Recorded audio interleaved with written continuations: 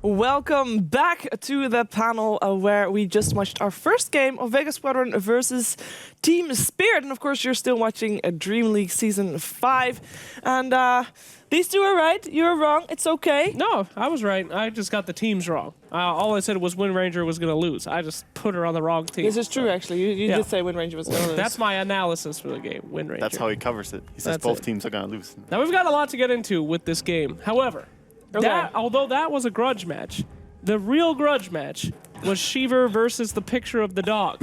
Okay, so there's a ridge there, right, in front of the monitor where the puppy was standing on top, and it just and you knocked him down. Yeah.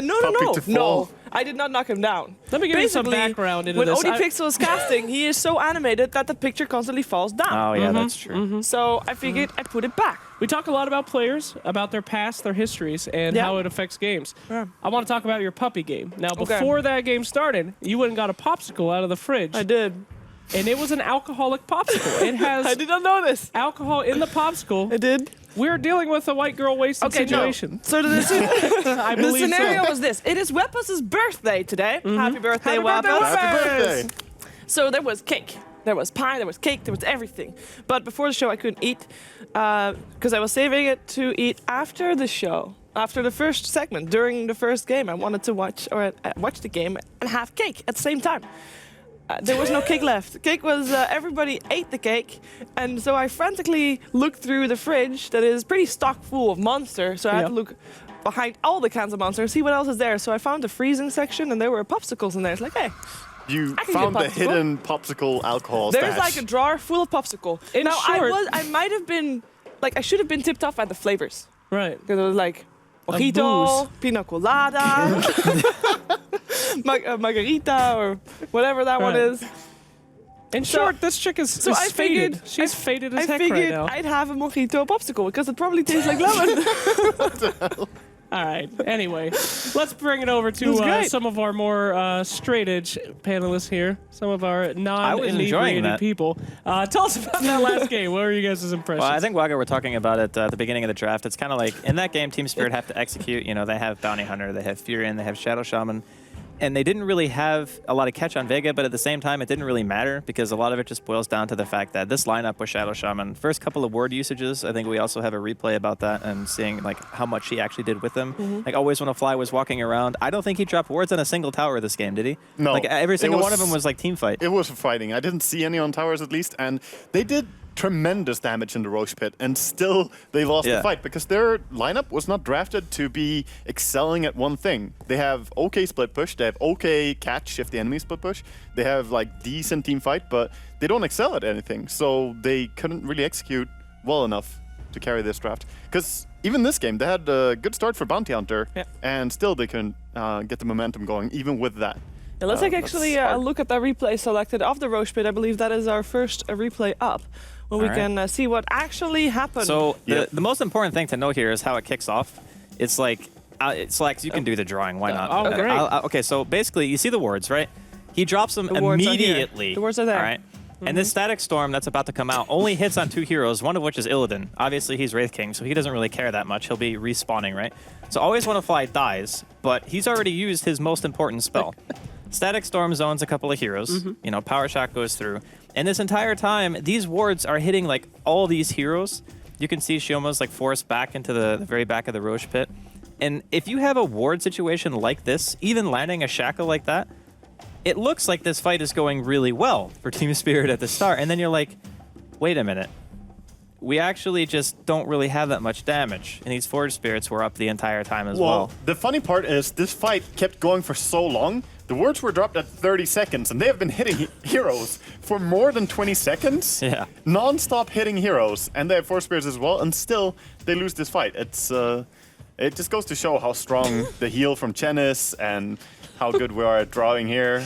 Yeah. Cheever and Slacks are having. So the other thing too is obviously this replay is quite long, but after this happens, like we're gonna see that Doom actually fall here as well due to track speed, drums, and some phase boots. But because of the fact that they use Mass Serpent Wards, the next thing that Vega do in this game, realizing that those abilities are down, is they just go straight for Rosh again. Yeah, and this fight never ends. There are so many years to follow. This is why we aptly named it the Benny Hill replay. Yep. Because it was so much fighting. It was over a minute long. Yeah, Ember comes in to the back Always as well. on a fly dies more 2 times close. in the same fight. He does. He dies 2 times. Always wanna die. Poor guy. He tried so hard and got so far, and then got glimpsed and died.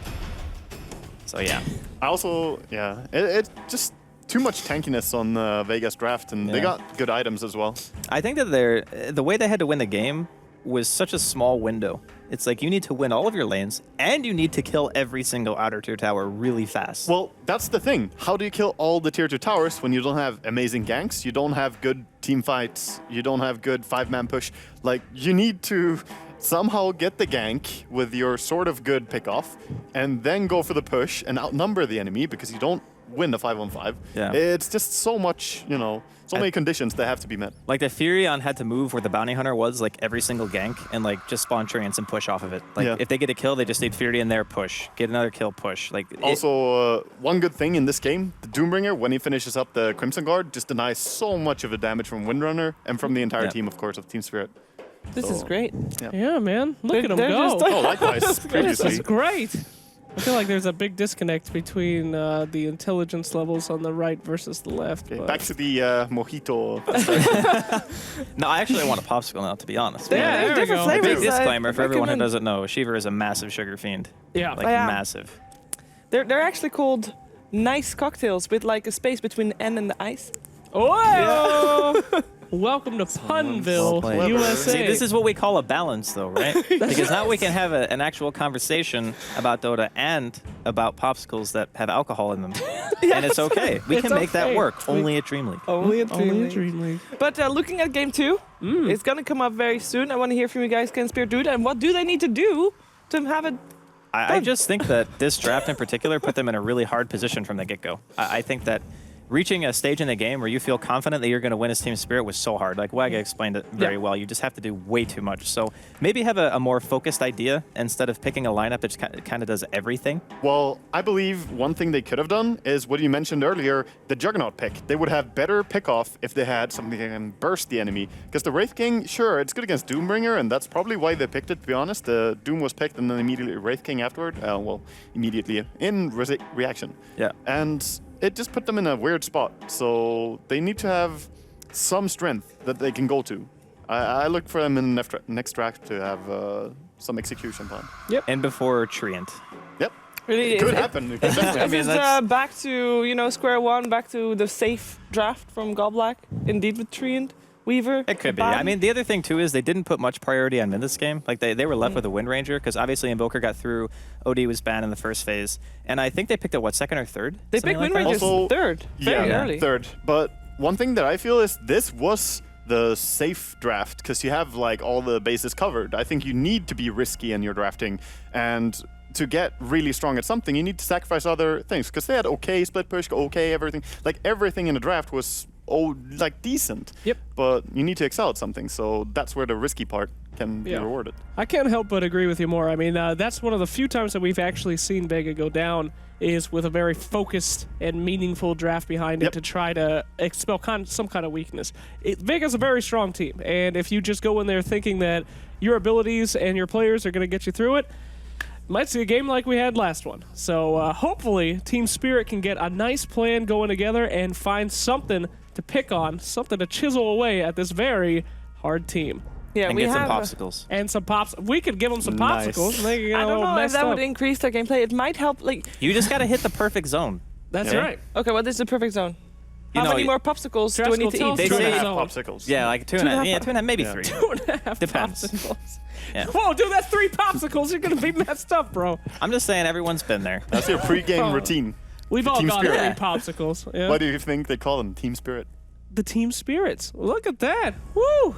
Wow. Good And work, you guys think Waga. we couldn't have normal conversations? Look at All has that. to be Dota. Well, I know you can have normal conversations, but when you're talking about Dota, like there's just this huge gap that I feel. But it's Yeah. okay. I can follow We're- your conversation. I just can't add to it.